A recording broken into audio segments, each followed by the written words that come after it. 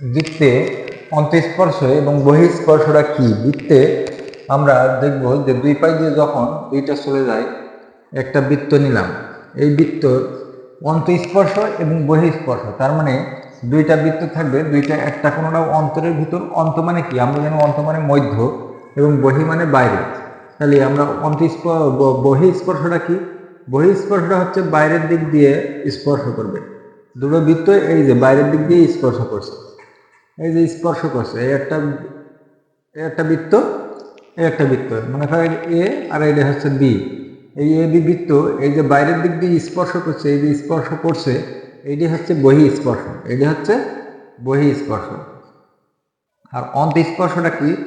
এই একটা বৃত্ত আঁকালাম, এই একটা বৃত্ত নিলাম, অন্ত মানে মধ্য, মানে এই যে স্পর্শটা বাইরে করছে, এই স্পর্শটা করবে, এই স্পর্শটা করবে কোথা থেকে? ভেতর দিয়ে। তাহলে এখানে যদি আর একটা স্পর্শ করে দিয়ে এখানে যদি আর একটা যায়, তাহলে এই যে অন্তরের ভিতরে যে স্পর্শটা করলো, এইটাই হচ্ছে অন্তঃস্পর্শ। এই বৃত্তটার এইটার হচ্ছে এই অংশটুকুই হচ্ছে অন্তঃস্পর্শ। তাহলে আমরা বুঝতে পারলাম যে কোনটা বহিঃস্পর্শ। বহিঃস্পর্শ হচ্ছে বাইরের দিক দিয়ে স্পর্শ করবে, দুটো বৃত্ত দুই দিক দিয়ে করবে এবং একদিক দিয়ে স্পর্শ করবে। আর অন্তঃস্পর্শ হচ্ছে ভেতরের মধ্যে একটার ভিতরে স্পর্শ করবে। তাহলে এটাই হচ্ছে অন্তঃস্পর্শ এবং বহিঃস্পর্শ।